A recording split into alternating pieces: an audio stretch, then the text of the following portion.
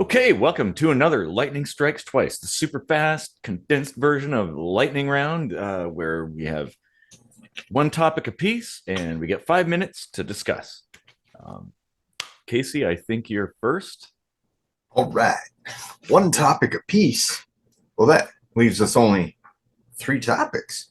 Five Hanukkah. I'm not so great at math. Speaking of Red Dwarf jokes, my topic is what do you think of the recent announcement that they're going to do a Red Dwarf prequel? I I'm intrigued. Mm-hmm. I'm skeptical. Like it's been a while. They're obviously everybody is getting older and they're not quite as sharp as they used to be. Um, but they're wizened comedic actors. I'm pretty confident they'll be able to do something interesting. Although maybe as being a prequel, they're probably going to use different actors. I think that's the case. I mean, it's still like in speculative phases, and there was the whole settlement between Grant and Naylor and everything, and they're kind of diverging here. So like Which almost, didn't they did that in the seventh season though too? well, not really. Like Naylor dropped off, right? So it was just Grant, or is that the other It way? was the other way around. Yeah, I think it Yeah. So it was just Naylor. Grant kind of, I don't know, sawed it off and did his own thing. But now they're like creating a fork in the universe, and they're each going to be creating new Red Dwarf content.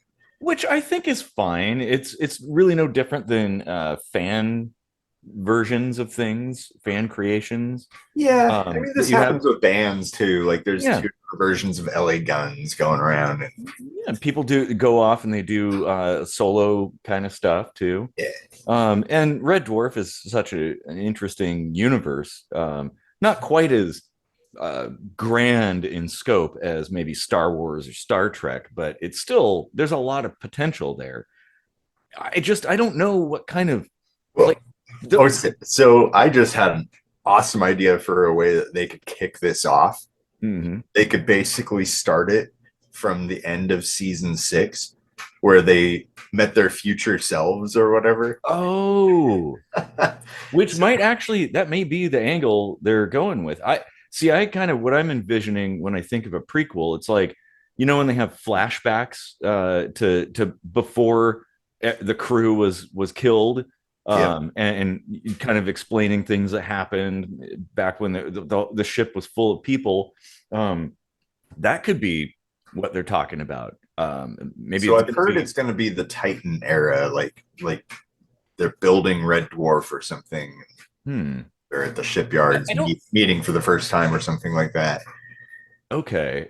But I Hmm. don't know how that incorporates a backstory for Cat and Crichton.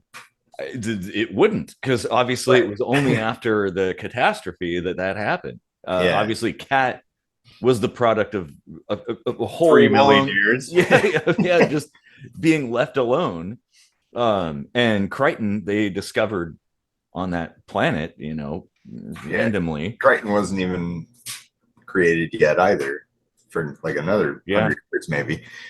So yeah, like that's going to be interesting. I have heard that the original cast might make some appearances. So of course Robert Llewellyn and Dan Changelos could play like other people the way they did in Ace Rimmer's universe. yeah, and that I think that would actually be kind of interesting. Just have they're doing sort of a different role, but it's Yeah. themselves. Oh, they Um, could be the people they played in Ace Rimmer's universe. Uh, it's possible. I think it's like, well, why not? Yeah, you know what? Could Like be it's interesting. a fun show. Hmm. It's not like canon really makes that big of a difference in Red Dwarf. I mean, Lister had his appendix out twice. Yeah, yeah. Well, Mhm. I think the Red Dwarf fan base is a little less concerned with canon than say like Star Trek or something. Mhm. Um, Yeah. So and that could be interesting. it'd Like be fun, and it'll certainly. normally it's I feel skeptical with prequels because it's hard to shoehorn in new stories Uh huh. that will like really surprise people because they know all this history already, right? Yeah, Unless you completely change canon. Um, that's true. but there Well, are and there could clever be. ways of doing it. Like Enterprise was really good at like explaining away how they met the Borg, but never really had a record of it, Well, a right? prequel doesn't necessarily have to even explain anything. It could just be Right. like, oh, these are things that happened before this happened. Yeah. And no matter what, it's going to be better than the really crappy USA made version of Red Dwarf. Oh my God. Oh yeah. Which as a as a comedy show wasn't bad, but compared to Red Dwarf, it was terrible. Mhm. you know? Oh, that's time. Well, I guess that's a pretty good point to end on there. Yeah. Okay. So on to me, I guess then. So my topic is based on an email address that you had. Is bald actually better? Well, I'm biased Mm-hmm. in that, and I would say yes, but it's relative. So by better, I mean, so like the advantages are haircuts are cheap. Uh, If even necessary. yeah, I mean, I just buy razors and that cheap Turkish shaving soap, Mm-hmm. and Yeah. Oh, that stuff is great. I probably spend like maybe $50 a year on keeping my head bald. Yeah. Uh, And which, you don't have to really worry. Well, you could do stuff that I can't do, like you could have a wig oh yeah, and change your hairstyle and color on a whim multiple times in a day if you want to. Whereas, like, oh, I got to deal with all this existing hair and then figure out what to yeah, do with it. And also, you don't have any hair all over the place. That's something like I gotta the trap in the shower. I gotta always clean that out because there's always hair in there and there's always hair all over the place. Like, there's an advantage there too. well, I have got hair like yours, just not on my head. Yeah. Demonetized. Well, and people are like, "Oh, but the hair, it's attractive and people like it and stuff." Well, you remember back in the '90s? I think it was in the '90s that Patrick Stewart was, or say Picard was voted the sexiest man on TV. Mhm. Like TV Guide had a survey or something, and yeah, Picard slash Patrick Stewart was the sexiest man on TV, going up against some pretty good contenders, I'd have to say. Yeah, that Um, was the '90s. I remember that. mhm. I think they were still airing new episodes and stuff. Yeah.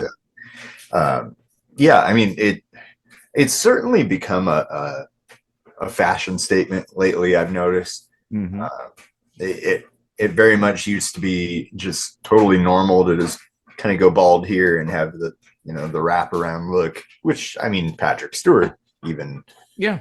was rocking at the time, but now it seems more, I don't know, like Trendy. Yeah. yeah, Hmm. it's a little bit more accepted to just pick it all off, and it I mean it does kind of look better. I think like it's a little more uniform. Like if you're going bald, just take it all off. Like why Yeah. not? Um, Sure. I mean, unless you have a weird shaped head or something like that.